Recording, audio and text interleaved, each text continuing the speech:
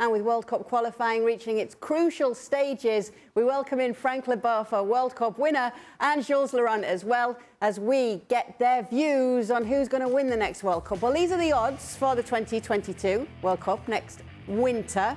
Brazil and France both at 6-1. England and Spain behind them at 7-1.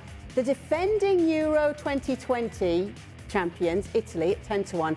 And then also Germany and Argentina on the same odds, and it goes all the way through. So, guys, let's get your views on this one. And I will start with the World Cup winner himself, Frank Leboeuf. Are you going to be biased here? Who is your pick for the World Cup next year? Well, I will have to go for France because I know all the talent that we have. I know that it's possible. They are the defending champion, and they have all the individuals that they need to win it. Now, they will have to behave as a squad, unlike they did during the European Championship. They will have to work together. They will have to listen to their coach. But if they do so, of course, that they are one of the favorites. But it's a year from now, so it's still difficult to know if you have no injuries, no players without any confidence or lack of confidence. So it's still hard to say. But definitely, France is one of the contenders.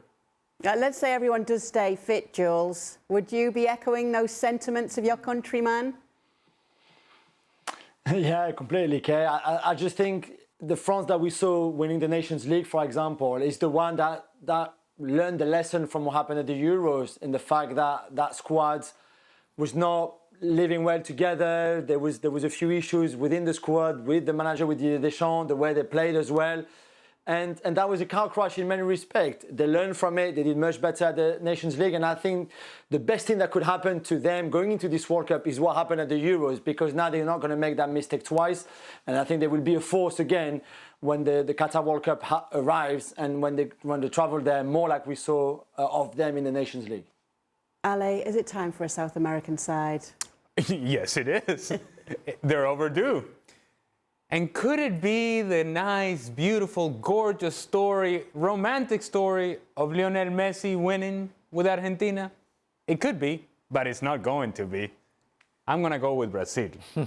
And not only is it going to be Brazil, it's not going to be Neymar who's going to be the best player of that tournament for Brazil. It's actually going to be Vinicius Jr. Brazil and Vini Jr. as the start of that team win the World Cup in Qatar. If he ever gets the call up. Well, that too. Well, thank you very much for watching ESPN on YouTube. For more sports highlights and analysis, be sure to download the ESPN app. And for live streaming, premium content, and let's not forget as well, ESPN FC 7 days a week. Subscribe to ESPN+.